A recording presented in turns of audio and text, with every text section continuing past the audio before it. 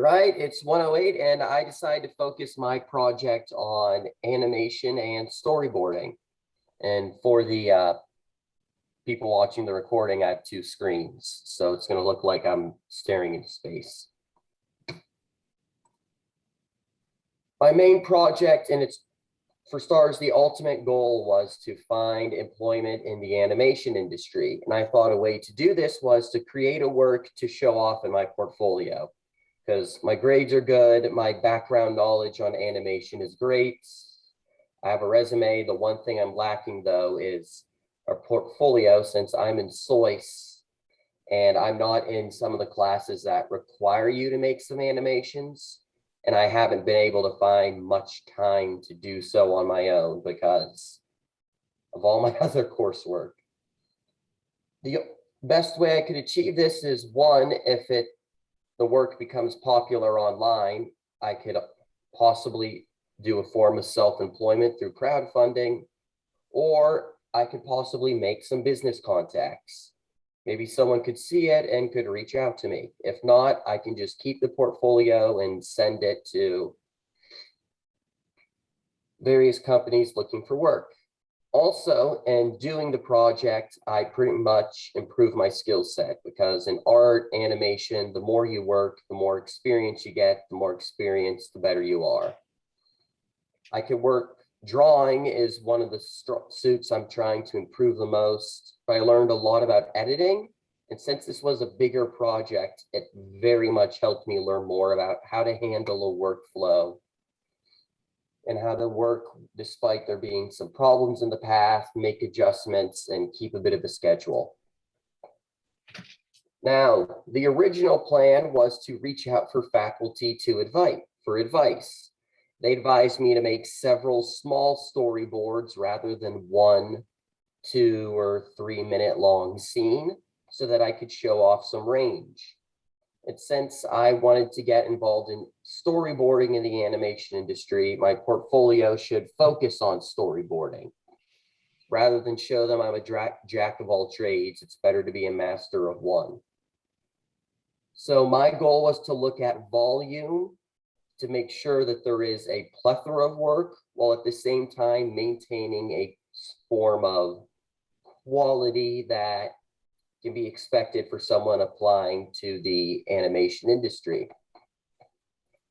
I'm not very good at doing audio or voice acting, so I was going to pick some from various scenes online, because I know that is very popular amongst my class and my teachers. And for research, most of what I learned is from my experience. In classes, I was taught various methods on how to work, but you can only read about driving a car so much. In the end, the only way to learn it and to master it is to do it yourself and eventually gain that hands-on work.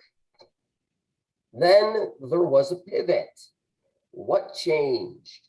I saw in online community there is a reanimation collaboration, whereas hundreds of animators come together and animate an episode of something popular from TV or online, where it encourages amateurs, avant-garde work, and people of all skill levels, because they only animate about 2 or 3 seconds, which is very much something someone could handle, even if they don't have a major background or a lot of work in animation.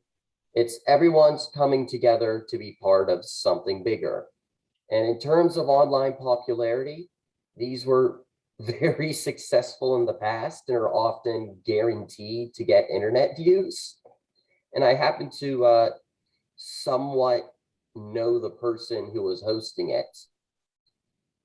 And while this happened, I was already taking several other summer courses that were taking the most of my time. And my main reasoning was collaboration is perhaps the most common advice I get when working in animation. You're told to work with others because in the industry, that's all you do. And I figured if I do this, I can make some contacts, gain direct experience working with others, and be a part of something bigger, because this is going to be more popular online than anything I can make myself. And the popularity was definitely a part of it, because a lot of these things are guaranteed at least a few views from the community, from those who make it and those who are interested in seeing the project. And I figured if more people are going to see this than if I work on my own, then that definitely helps my main goal of trying to make more contacts and trying to get something out there that's seen and stands out. Now, I originally applied to do scene 52, but there was an issue where someone else did scene 52 and communication broke down. So I reused the assets for scene 53, and I tried to copy the original art style, which is heavy brushes and artistic characters. But luckily, scene 52 and 53 are almost identical, so I could reuse most of my assets. And these were the original scenes. I'm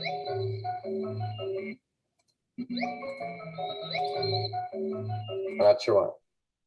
I thought, that's it? For animation, it's just essentially one drawing with a black swipe on the screen. And the scenes were too similar. This was mostly me trying to gain experience with collaborating with others and exchange messages, which I'm glad it wasn't on a bigger scene due to the original issue and communication. So I thought, if I'm going to contribute, I want to do more than just 1 second, which was convenient at first because I could do some of the drawing while listening to my other online classes, especially in between breaks. Because with the homework I was getting, I couldn't fully commit into animation just yet until the other classes were finished. So I thought, I want to do a bigger scene and I wanted to show off more of my skills. And I wanted it to be something better. I redid a background to show a bit of digital painting, and I tried to copy the same composition of the original screen while still keeping that watercolor brush feeling. I then worked a bit on foregrounds to do a bit more perspective so you can clearly see what's in the beginning and background.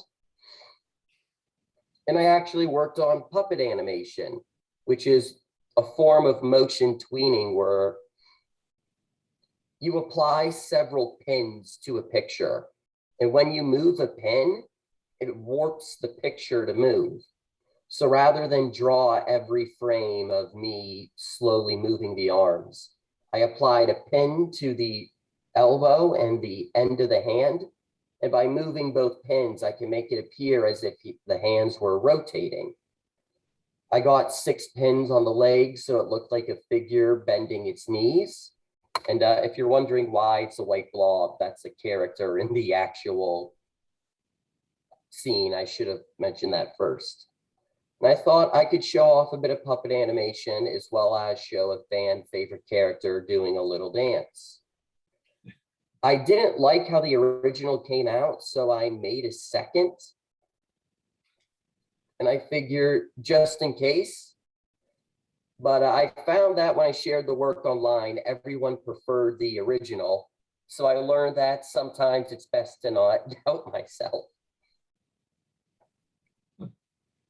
Then I decided to do a form of rotoscoping, whereas you animate by drawing over existing film and footage, which is something very popular, but isn't used too much during modern TV, with a few exceptions where ones try to do art and preserve it. As an example, I asked my sister to pose as a model, and here's the original set of footage. By cropping it and drawing over, I was able to make this.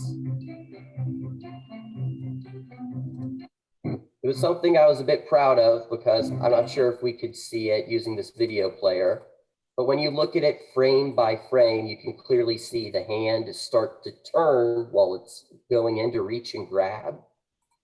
And I like how there are rougher edges similar to boiling lines, which is a animation technique where you try to add an illusion of extra movement by having the edges move a little bit.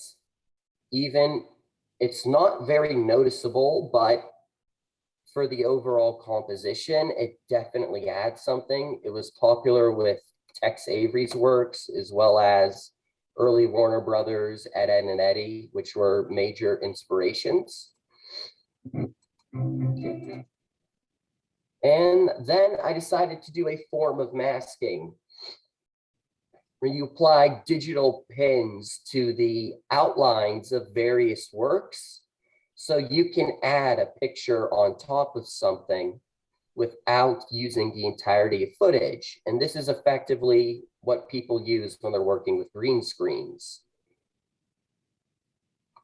So going in frame by frame, I was able to add a few hundred pins to add this mask of the character when the arm goes in and grabs it, because it is something a bit more of a test of patience than skill, but it was something I could do while I was listening to lectures, as well as when the lectures ended. It is something where I could experiment with the tools of my After Effects software, which is an industry standard, so I wanted to learn a lot about all the tricks I could employ. What else? I had to work on keyframes. I created a custom font, so it looks like a new language goes in. There were various issues when porting my drawings from Photoshop to After Effects, and some minor issues with rendering. And in the end, I ended up using about 4 different animation techniques in one shot of rotoscoping, puppet animation, masking, as well as some traditional frame by frame, because I kind of wanted to go all out on this piece, all while managing to keep in contact with the group that I was animating this for. So I got a lot more experience in networking than I originally bargained for.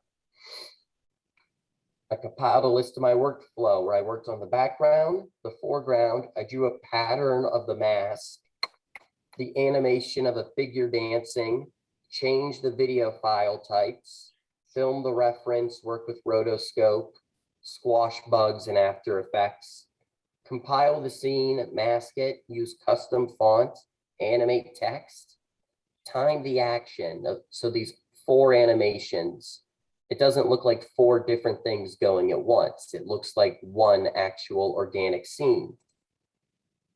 And I had to do rendering, and during my workloads where I was hearing about history of graphic design or given, luckily one of my classes was reading and reviewing other people's work, but I'm a fast reader. I could read an hour's worth of stuff in 10 minutes. So I often found my spare time looking at scenes like this. And the end result was something I was really proud of. It's a complete remake of a 5-second scene where I decided to add a fan favorite character dancing rather than standing still.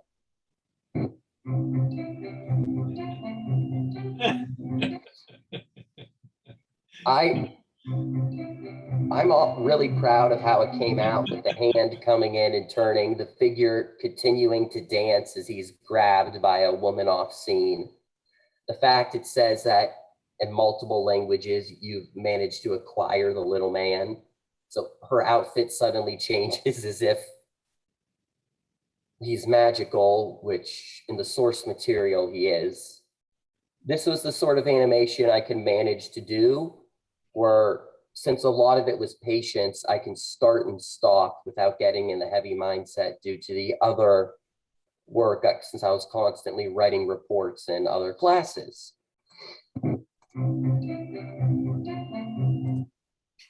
Then I decided to get back to the original plan with storyboarding now that my other classes have ended and I turned in my final. But before I worked on the finals, I was planning a scene with a bit of character acting, but I ultimately decided to scrap it because before I could introduce the characters, I wanted a shot of a hallway. And I felt like a shot like where it's just flat, him walking doesn't really show skill because perspective is something very valued. I tried rough sketches to plan it out, but in the end, no matter how much I enjoyed the character acting, which was mapped out of the guy looking for a paperwork, I couldn't figure out how I wanted the scene of walking in the hallway. It was like I had the camera above him, under him, to the side, as if I was looking at it from all sorts of directions, as if an omnidirectional being, as well as I felt like my ambition was, even if I settled on a shot, I may want to change it later. And I could see that this is a project where my own ambition is stopping me. So I figured it was best to cut my losses, move on, and work on a smaller piece.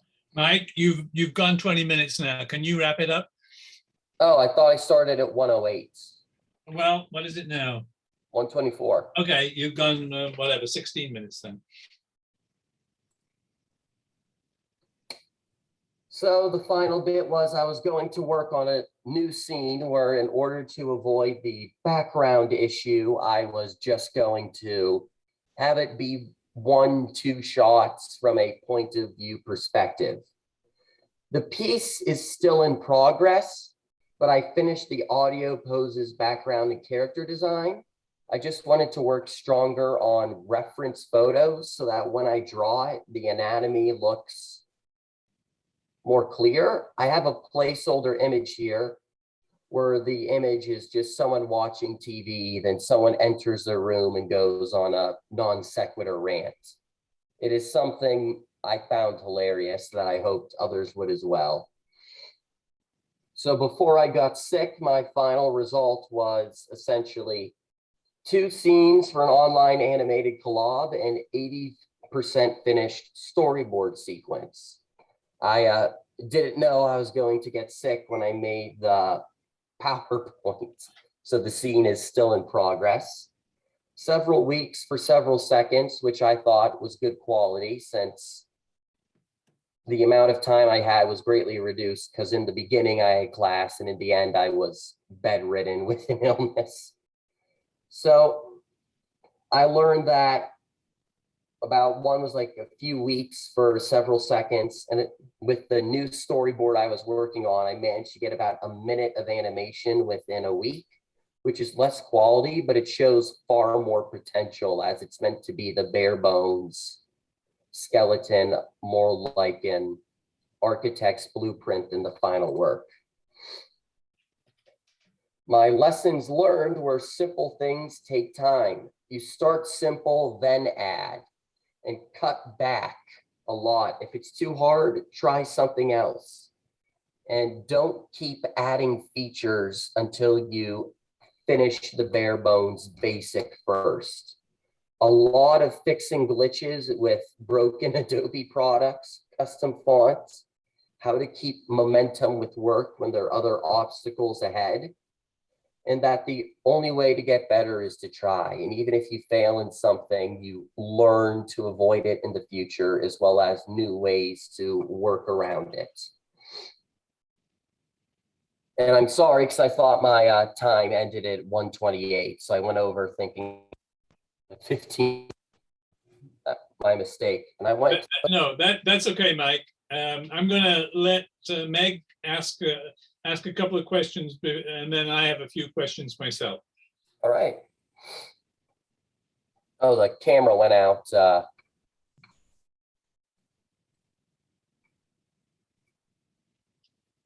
You can still hear me, right? Yep. There you are. Yep. Perfect. Okay, thanks, Michael. That was really interesting. You know, I like all throughout the whole presentation, I like how self-reflective you've been about, you know, what motivated you and, you know, almost like self-checks along the way. I really like this idea that in order for you to be successful in this business, you're going to need to network and collaborate. And so you really were seeking some experiences where you would do just that. That's fantastic. would you say that what you've done is something that you can add to a portfolio? Or was this in essence, the creation of a portfolio piece? I would say that, considering I kind of went out of my way to add a bit of different art styles, and since it was something I was fond of, I was able to put my passion in. The scene with the hand is something that I feel like I could add to a portfolio. And as well as the storyboard piece that I was working on in the end, where I can only show you the background because I didn't want to include a whole minute-long animation in this PowerPoint due to time issues. I could assure you, like, the last step I need to do on is just turn my rough sketches into a final drawing. Right. So, and for, your summary piece, you talk about, where you are in the process. So this is something you plan to continue to work on while you build out your network further and while you start looking for a job. Are you done after this term? I'm taking one more semester in the fall, and I was planning to hopefully finish that animated piece right after I did the PowerPoint, because originally I had a week left, but then I started to feel sick and everything just kind of Right. petered out. Right. Well, I really enjoyed it. And I know from seeing, previous animation students' work that, what looks as though it just is several seconds, I know is Hours of work.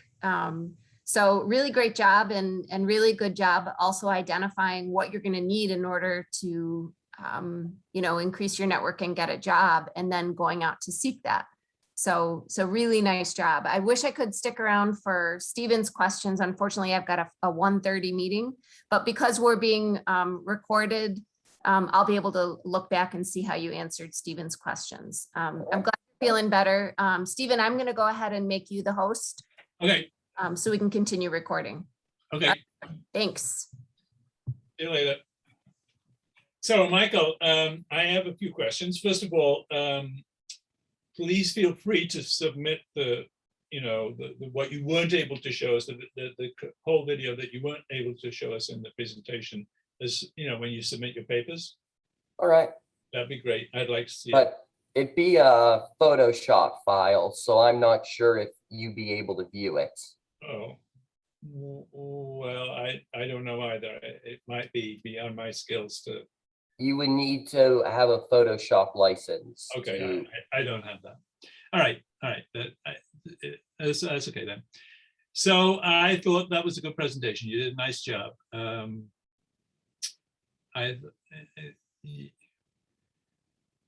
have a couple of technical, I guess they're technical questions. So when you do, your goal was, or your primary goal was to put together some work for a portfolio. So I got reading between the lines, you don't have a portfolio yet, right? Or do you have something and this was an addition, or is this the beginning? I had just a few seconds for my portfolio, but there should be anywhere between 30 seconds to 2 minutes. So I wanted to increase it just so that I can make it so it's not so short it sticks out like a sore thumb on my resume. Yeah. Because Okay. before this class, the duration of my portfolio was definitely my weakest point. So now you've done all this work, and it's now going to be a major part of your portfolio. Is it adequate as a portfolio that is likely to get employment attention? I would say that scene was, not just because I employed various techniques, but because of the little bits of detail I added in the end, where I didn't use motion tweens, which is like you tell the computer to automatically move. I keyed it to move individually, as well as one thing I'm proud of is the mask, because those aren't notoriously finicky, but I managed to get it to perfectly outlined with the arms. So Yeah. if you look at the drawings, it doesn't stop before the arm does, when it doesn't go over it into the background. Yeah. And as I said, since the hand rotates in the air, and hands and horses are like some of the most notorious things animators work with. So I think showing off a bit of dynamic movement with the hand, even in a rotoscope, is an accomplishment on its own.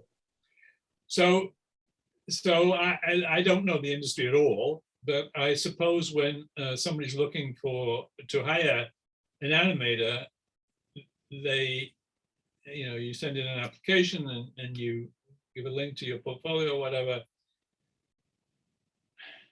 Do you depend on the portfolio is the artwork, right? I mean, there's no explanation. You just gave a presentation in which you explained the portfolio.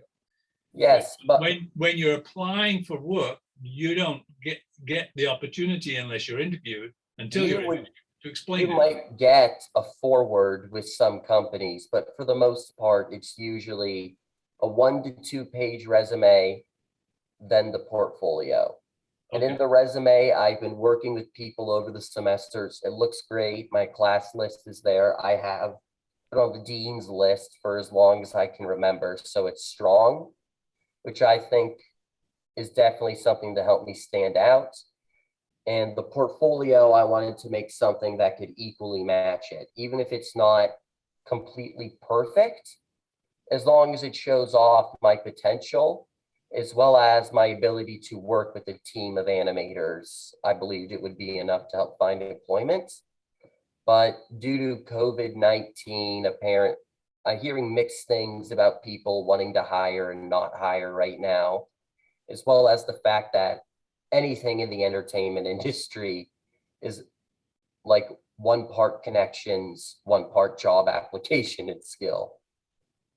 So an employer is going to read your CV, and so you're going to presumably have some sort of listing in there of the skills that what you can do, and then they're going to look at the portfolio, and they're going to know from their experience what all skills were necessary to produce. Oh yes, they would definitely be able to recognize the skills that were in there, as well as appreciate little things like the mask, that it wasn't a motion tween. They would notice the various fine tuning that I put in that a non-animator may not have noticed.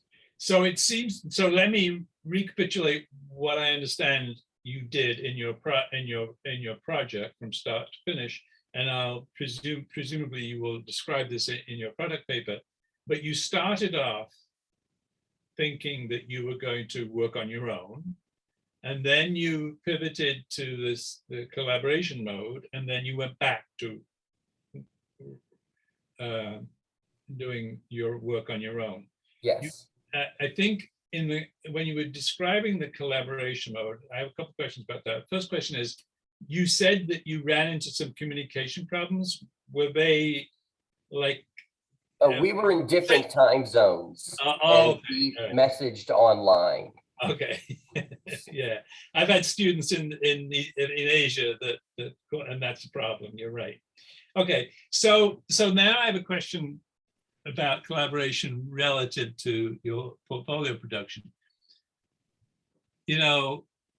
It's common in classes at university where you have teams, and the team has a project to do, and the instructor, unless they're really sharp or never really knows, okay, so there's a team of 3, I don't know who was the leader unless they tell me, and how much work the second and third members of the team did. So that's a common problem, because you assume that everybody does their part, but you don't know that. You just see the finished product. So when you engage in collaboration as a means of producing a portfolio, and I'm the employer, how do I know what all you did in terms of the collaboration? I would, in reanimation clubs, it shows them saying, hey, one person does all the work for a certain scene. So when I sent them that video I showed you, it said, hey, I did all the work for this part. Okay, all right. I would send it to them by saying, hey, here's some work I did. Oh, by the way, it's part of a collaboration. If you want to see it in a much larger video, you can go to this link on YouTube or Okay. Newgrounds or wherever they decided to post it. So you have specific ownership of certain scenes in the product? Yes, I- unless someone states otherwise, which I don't usually see. I see. So how many people were involved in this collaboration when it was at the beginning, when you first joined it? Is it a whole bunch of people, or is it a few? It's 152 scenes, and I think 71 of them have been taken. But I know some people wanted to do 2 or 3, but right now it looks, let me pull up a little list just to get a basic. It looks like a bit over 50, around 60 people overall.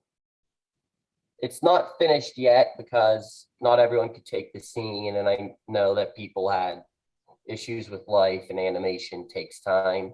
But so far it's about a group of 60 people overall, with about half of, I believe, a 10-minute animation finished. And from some of the scenes I've seen, there's a huge range of art styles where some people did it hand-drawn. I think someone might have used like real hand puppets. And I also know that someone else did it a 3D animated scene with full 3D characters and models. So watching it, it's like a kaleidoscope of all sorts of art styles. So is this a pre-existing collaborative, or is it sort of ad hoc? People hear about it and I bring my friend who can do something, and that's how it works? Yeah, it's usually someone online would post an announcement on a website like Newgrounds, or like on a fan website, which is how I learned about it. Because someone announced, hey, I'm a big guy in this community and I decided I want to do a reanimate thing. Send me something to this Gmail and we'll see if I can get you a scene. And I sent him some past animation work, which shows I know how to animate, but I don't want to include that past work in a portfolio because it's kind of amateurish. So I sent him, he said, oh, that's all right. Why don't you pick something to start with? I started with the small scene because I thought I was nervous to work on it at first, especially since I was a huge fan of the source material. I finished the small scene and decided I did pretty good. I built up my confidence as an artist overall, which I know self-doubt is something a lot of people tend to suffer through. So once the confidence was built, I decided to take on a more complex scene. And as I was building it, I realized rather than just having a simple hand stay motionless as it moves through the scene, like in the original, I wanted to make it more complex. I added a rotoscope, the hand moves in air. Rather than just grabbing a ball, I put in a fan favorite character and I decided to do a little dance with him, which I think in the end came out great. Yeah, I did too. I really like that. Okay, I mean, as Meg said, you know, we have animation students, we've had animation students in the past, and I'm always amazed at how much intricate work needs to go into producing something that is really short. I mean, I can't imagine, you know, doing something that would go for doing all the work that would be necessary by yourself for a 5-minute production. Well, if it was 5 minutes in 2 weeks, I can guarantee you there'd be so many shortcuts of characters standing motionless, or the darkness obfuscating the mouth, or the animation obviously being a bit cut corners. So those are skills that you pick up as you go along. You learn how to do. Oh yes, as I said, like with anything with art, it gets better the more you do it. Yeah. And even on big projects like this, some people point out that all art you do is just practice for the next piece. Yeah. Yeah, makes sense. So you've got one more semester, and presumably during that semester, you're going to be putting out feelers to animators. that the way it's going to go? I was going to apply to some animation studios to look for internships because that was my original plan last year, because they don't look so much at a portfolio. They look to see, hey, you're in college, we were in your position once, you don't have a lot of work yet. Here's like, I think our RIT calls them co-ops.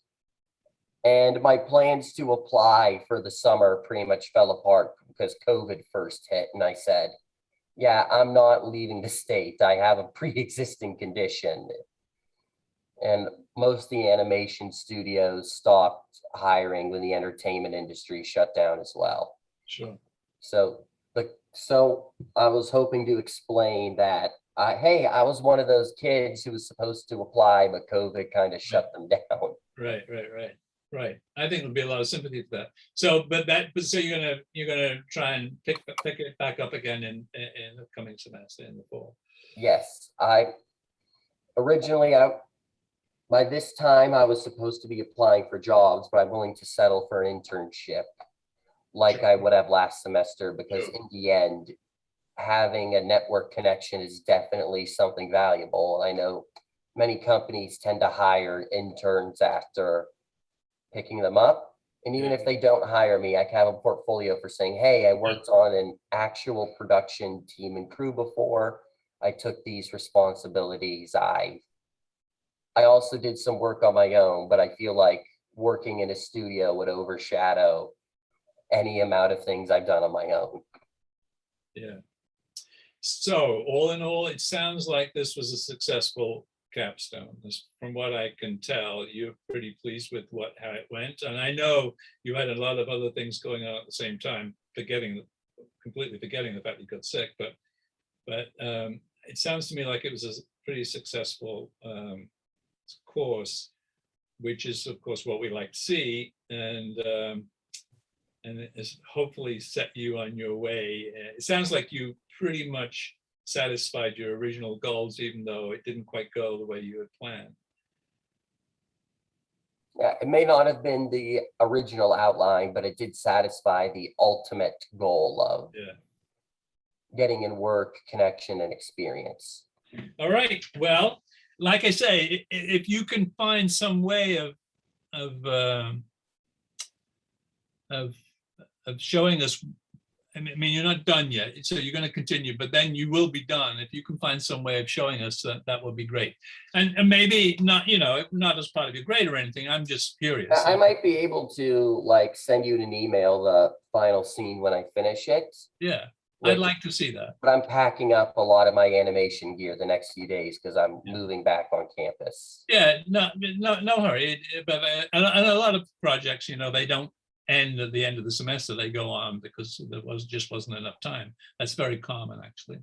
And the only questions I had were regarding the paper, because today and yesterday are like the first days where my health finally allowed me to start acting like a normal person again.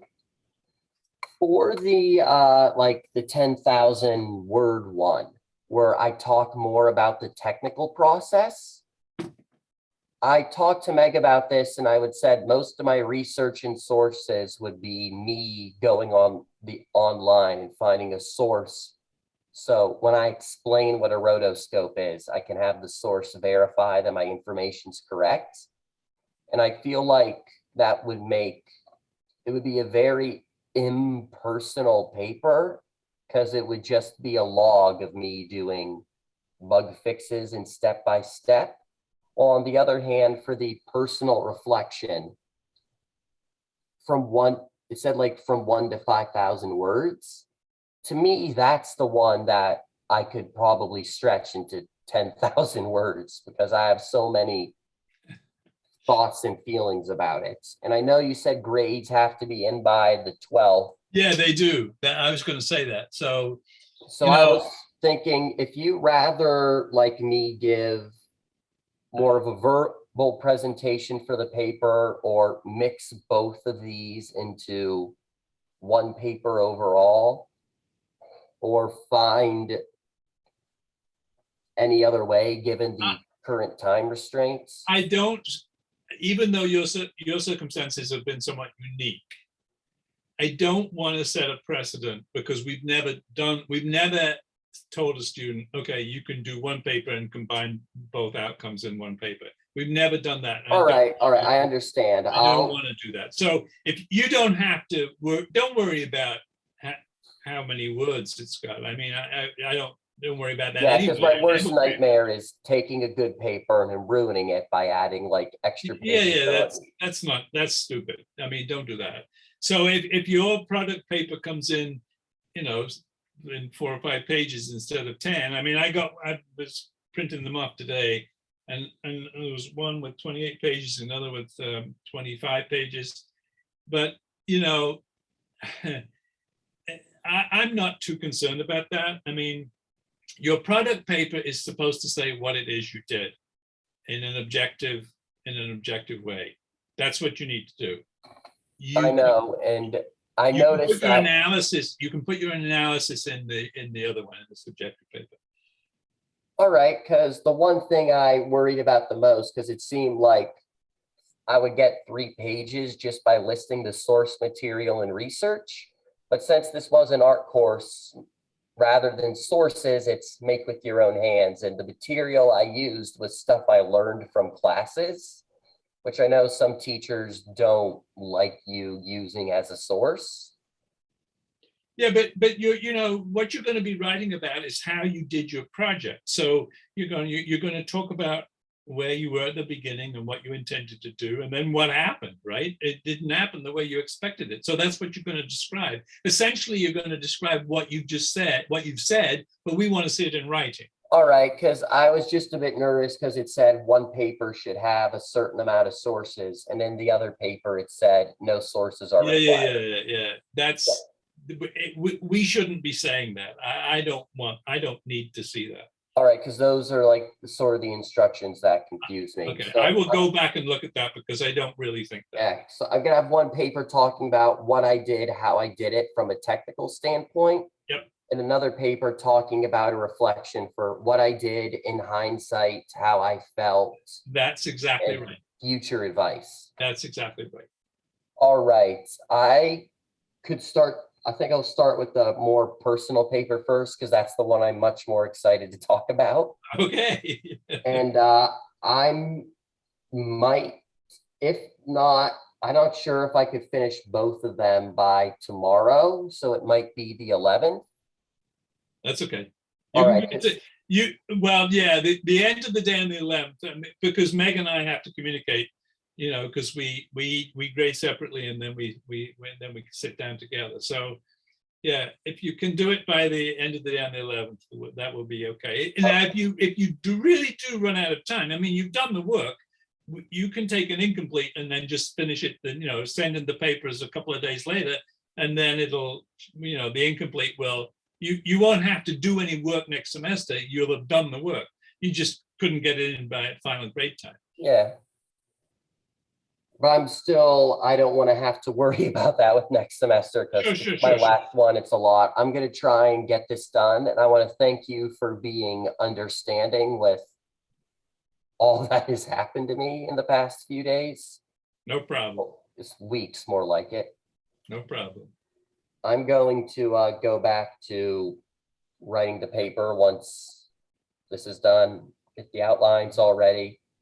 I might not have that many sources directly in the bibliography for the one paper. That's but okay. I will say, oh, where I learned to do this was in class, or, oh, and my teacher gave me this advice, rather than directly quoting the book. But I will try to include some sources to explain the more technical terms of animation, like keyframe, rotoscope, puppet rig, all that. But I'd also like to see the whole notion of where you found it necessary to pivot, and why that happened and how that happened. Oh yeah, that is something I'm going to talk far more in detail about in the personal reflection paper. Well, the technical paper, it's just going to be more of the reasons why, rather than how it all came to be. All right. Sounds good. I'll look for it in a couple of days then. Thank you very much. Take care. Goodbye. Bye-bye.